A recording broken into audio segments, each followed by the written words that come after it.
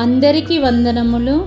ఈ దినపు పరలోకపు మన్నా న్యాయాధిపతులు 11వ అధ్యాయం మొదటి వచనం నుండి 40వ వచనం వరకు చూసినట్లయితే, గిలాదు వాడైన యెఫ్తా పరాక్రమము గల బలాఢ్యుడు.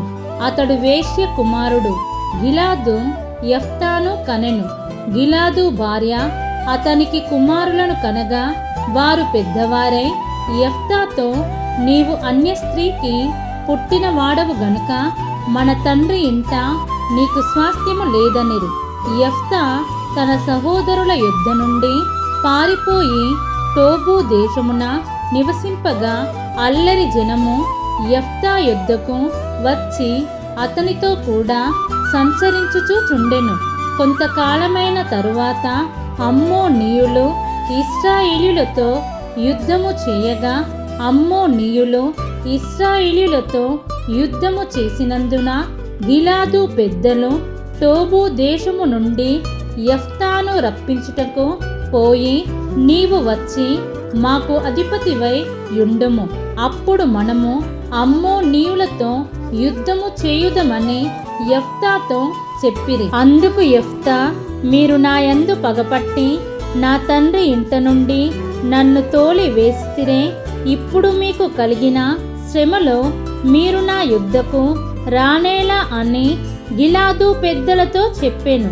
అప్పుడు గిలాదు పెద్దలు, అందుచేతనే మేము నీ యుద్ధకు మళ్ళీ వచ్చితిమి. నీవు మాతో కూడా వచ్చి అమ్మోనీయులతో యుద్ధము చేసిన ఎడల గిలాదు నివాసులమైన మా అందరి మీద నీవు అధికారి వవుదు అని యెఫ్తాతో అనిరి. అందుకు యెఫ్తా, అమ్మోనీయులతో యుద్ధము చేయుటకు మీరు నన్ను గిలాదుకు తిరిగి తీసుకొని పోయిన మీదట యెహోవా వారిని నా చేతికప్పగించిన ఎడల నేనే మీకు ప్రధానుడనవుదునా అని గిలాదు పెద్దల నడుగగా, గిలాదు పెద్దలు, నిశ్చయముగా మేము నీ మాట చొప్పున చేయుదుము. యెహోవా మన యుబియుల మధ్యను సాక్షిగా ఉండునుగాకని యెఫ్తాతో అనిరి. కాబట్టి యెఫ్తా గిలాదు పెద్దలతో కూడా పోయినప్పుడు జనులు తమకు ప్రధానునిగాను అధిపతినిగాను అతని నియమించుకొనిరి. అప్పుడు యెఫ్తా మిస్పాలో యెహోవా సన్నిధిని తన సంగతి ఎంతయు వినిపించెను. యెఫ్తా అమ్మోనీయుల రాజునొద్దకు దూతలను పంపి, నాకును నీకును మధ్య ఏమి జరిగినందున నీవు నా దేశము మీదికి యుద్ధమునకు వచ్చియున్నావని అడుగగా, అమ్మోనీయుల రాజు, ఇశ్రాయేలీయులు ఐగుప్తులో నుండి వచ్చినప్పుడు వారు అర్నోను మొదలుకొని యబ్బోకు వరకును యోర్దాను వరకును నా దేశము ఆక్రమించుకుని నందుననే నేను వచ్చియున్నాను. కాబట్టి మనము సమాధానముగా నుండునట్లు ఆ దేశములను మరలా మాకప్పగించుమని యెఫ్తా పంపిన దూతలతో సమాచారము చెప్పెను. అంతటా యెఫ్తా మరలా అమ్మోనీయుల రాజునొద్దకు దూతలను పంపి ఇట్లనెను, యెఫ్తా సెలవిచ్చినదేమనగా, ఇశ్రాయేలీయులు మోయాబు దేశమునైనను అమ్మోనీయుల దేశమునైనను ఆక్రమించుకొనలేదు. ఇశ్రాయేలీయులు ఐగుప్తులో నుండి వచ్చుచుండగా వారు ఎర్ర సముద్రము వరకు అరణ్యములో నడిచి కాదేశునకు వచ్చిరి. అప్పుడు ఇశ్రాయేలీయులు ఎదోము రాజునొద్దకు దూతలను పంపి, నీ దేశము గుండా పోవుటకు దయచేసి నాకు సెలవిమ్మని అడుగగా, ఎదోము రాజు ఒప్పుకొనలేదు. వారు మోయాబు రాజునొద్దకు అట్టి వర్తమానమే పంపిరి గాని అతడును నేను సెలవియ్యనని చెప్పెను. అప్పుడు ఇశ్రాయేలీయులు కాదేశులో నివసించిరి. తరువాత వారు అరణ్య ప్రయాణము చేయుచు ఏదోమీయుల యొక్కయు మోయాబీయుల యొక్కయు దేశముల చుట్టూ తిరిగి, మోయాబునకు తూర్పు దిక్కున కనాను దేశమందు ప్రవేశించి అర్నోను అద్దరిని దిగిరి. వారు మోయాబు సరిహద్దు లోపలికి పోలేదు. అర్నోను మోయాబునకు సరిహద్దు గదా. మరియు ఇశ్రాయేలీయులు అమోరీయుల రాజైన సీహోనును హెష్బోను రాజు నొద్దకు దూతలను పంపి, నీ దేశము గుండా మా స్థలమునకు మేము పోవునట్లు దయచేసి సెలవిమ్మని అతని యొద్ద మనవి చేయగా, సీహోను ఇశ్రాయేలీయులను నమ్మక తన దేశములో బడి వెళ్ళనీయక తన జనులనందరినీ సమకూర్చుకొని యాహాసులో దిగి ఇశ్రాయేలీయులతో యుద్ధము చేసెను. అప్పుడు ఇశ్రాయేలీయుల దేవుడైన యెహోవా ఆ సీహోనును అతని సమస్త జనమును ఇశ్రాయేలీయుల చేతి కప్పగింపగా, వారు ఆ జనమును హతము చేసిన తరువాత ఆ దేశ నివాసులైన అమోరీయుల దేశమంతయు స్వాధీనపరుచుకొని అర్నోను నది మొదలుకొని యబ్బోకు వరకును, అరణ్యము మొదలుకొని యోర్దాను వరకును అమోరీయుల ప్రాంతములన్నిటినీ స్వాధీనపరుచుకొనిరి. కాబట్టి ఇశ్రాయేలీయుల దేవుడైన యెహోవా అమోరీయులను తన జనుల ఎదుట నిలువకుండా తోలివేసిన తరువాత నీవు దానిని స్వతంత్రించుకొందువా?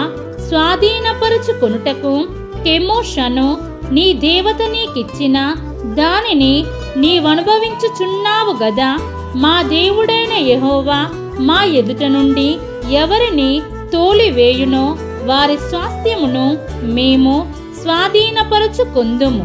మోయాబు రాజైన సిప్పోరు కుమారుడగు బాలాకు కంటే నీవు ఏమాత్రమును అధికుడవు కావుగదా. అతడు ఇశ్రాయేలీయులతో ఎప్పుడైనను కలహించిన, ఎప్పుడైనను వారితో యుద్ధము చేసిన ఇశ్రాయేలీయులు హెష్బోనులోను దాని ఊరులలోను, అరోయేరులోను దాని ఊరులలోను, అర్నోను తీరముల పట్టణములన్నిటిలోనూ 300 సంవత్సరముల నుండి నివసించుచుండగా ఆ కాలమున నీవేళ వాటిని పట్టుకొనలేదు. ఇట్లుండగా నేను నీ ఎడల తప్పు చేయలేదు గాని నీవు నా మీదికి యుద్ధమునకు వచ్చుట వలన నా ఎడల దోషము చేయుచున్నావు. న్యాయాధిపతి అయిన యెహోవా నేడు ఇశ్రాయేలీయులకును అమ్మోనీయులకును న్యాయము తీర్చునుగాక. అయితే అమ్మోనీయుల రాజు యెఫ్తా తనతో చెప్పిన మాటలకు ఒప్పుకొనలేదు. యెహోవా ఆత్మ యెఫ్తా మీదికి రాగా అతడు గిలాదులోను మనష్షేలోను సంచరించుచు గిలాదు మిస్పేలో సంచరించి గిలాదు మిస్పే నుండి అమ్మోనీయుల యుద్ధకు సాగెను. అప్పుడు యెఫ్తా యెహోవాకు మ్రొక్కుకొనెను. ఎట్లనగా, నీవు నా చేతికి అమ్మోనీయులను నిశ్చయముగా అప్పగించిన ఎడల నేను అమ్మోనీయుల యుద్ధ నుండి క్షేమముగా తిరిగి వచ్చినప్పుడు నన్ను ఎదుర్కొనుటకు నా ఇంటి ద్వారము నుండి బయలుదేరి వచ్చునదేదో అది యెహోవాకు ప్రతిష్ఠిత మగును, మరియు దహన బలిగా దాని నర్పించెదనెను. అప్పుడు యెఫ్తా అమ్మోనీయులతో యుద్ధము చేయుటకు వారి యుద్ధకు సాగిపోయినప్పుడు యెహోవా అతని చేతికి వారినప్పగించెను గనుక అతడు వారిని, అనగా అరోయేరు మొదలుకొని మిన్నీతుకు వచ్చు వరకు ఆబేల్కేరామీము వరకును 20 పట్టణముల వారిని నిశ్శేషముగా హతము చేసెను. అట్లు అమ్మోనీయులు ఇశ్రాయేలీయుల ఎదుట నిలువకుండా అణచివేయబడిరి. యెఫ్తా మిస్పాలోనున్న తన ఇంటికి వచ్చినప్పుడు అతని కుమార్తె తంబురులతోనూ నాట్యముతోనూ బయలుదేరి అతనిని ఎదుర్కొనెను. ఆమె గాక అతనికి మగ సంతానమే గాని ఆడు సంతానమే గాని లేదు. కాబట్టి అతడు ఆమెను చూచి తన బట్టలను చింపుకొని, అయ్యో నా కుమారి, నీవు నన్ను బహుగా కృంగ చేస్తివి. నీవు నన్ను తల్లడింపచేయు వారిలో ఒకటివై ఉన్నావు. నేను యెహోవాకు మాట ఇచ్చి ఉన్నాను గనుక వెనుక తీయలేననగా, ఆమె, నా తండ్రి, యెహోవాకు మాట ఇచ్చి ఉంటివా? నీ నోటి నుండి బయలుదేరిన మాట చొప్పున నాకు చేయుము. యెహోవా నీ శత్రువులైన అమ్మోనీయుల మీద పగ తీర్చుకొని ఉన్నాడని అతనితో ననెను. మరియు ఆమె, నా కొరకు చేయవలసినదేదనగా 2 నెలల వరకు నన్ను విడువుము. నేనును నా చెలి కత్తెలను పోయి కొండల మీద ఉండి నా కన్యత్వమును గూర్చి ప్రలాపించెదనని తండ్రితో చెప్పగా, అతడు పొమ్మని చెప్పి 2 నెలల వరకు ఆమెను పోనిచ్చెను గనుక ఆమె తన చెలికత్తెలతో కూడా పోయి కొండల మీద తన కన్యత్వమును గూర్చి ప్రలాపించెను. ఆ 2 నెలల అంతమున ఆమె తన తండ్రి యొద్దకు తిరిగి రాగా, అతడు తాను మ్రొక్కుకొనిన మ్రొక్కుబడి చొప్పున ఆమెకు చేసెను. ఆమె పురుషుని ఎరగనే లేదు. ప్రతి సంవత్సరమున ఇశ్రాయేలీయుల కుమార్తెలు 4 దినములు గిలాదు దేశస్థుడైన యెఫ్తా కుమార్తెను ప్రసిద్ధి చేయుట కద్దు. దీన్ని మనం అర్థం చేసుకున్నట్లయితే ఈ అధ్యాయములో యెఫ్తా అనే న్యాయాధిపతి గురించి చెప్పడం జరిగింది. ఇతను అమ్మోనీయులతో యుద్ధము చేశాడు. ఇతని మ్రొక్కుబడి వివాదాస్పదమైనది. ఈ యెఫ్తా 9వ న్యాయాధిపతి. మరియు యెఫ్తాను నాయకునిగా నిలబెట్టిన విధానము గమనిస్తే, ఎవరైతే అవమానాల గుండా వెళ్తారో వారినే దేవుడు నిలబెడతాడు అనుటకు ఒక నిదర్శనం. తొందరపడి యెఫ్తా మ్రొక్కుకొనిన మ్రొక్కుబడిని గమనిస్తే, ఎప్పుడూ కూడా తొందరపడి ఆపద మ్రొక్కులు మనం అన్య దేవతలకు మ్రొక్కుకొనిన రీతిగా మ్రొక్కుకోకూడదు అనుటకు నిదర్శనం. అది మనకే దుఃఖముగా ఉండవచ్చు. ఎలాగంటే యెఫ్తా మాదిరిగా. మరియు యెఫ్తా తన కుమార్తెను దేవునికి ప్రతిష్ఠించి వివాహము చేయలేదు అని చెప్పిన మాటను గమనిస్తే, యెఫ్తా కుమార్తె తన తండ్రి మాటకు విధేయురాలుగా ఉంది అని గమనించవచ్చు.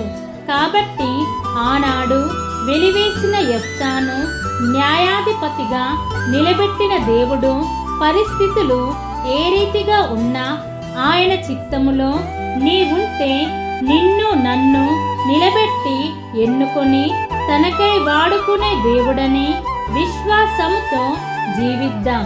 మన ప్రభువైన యేసు క్రీస్తు కృప మనందరికీ తోడై ఉండునుగాక. ఆమేన్.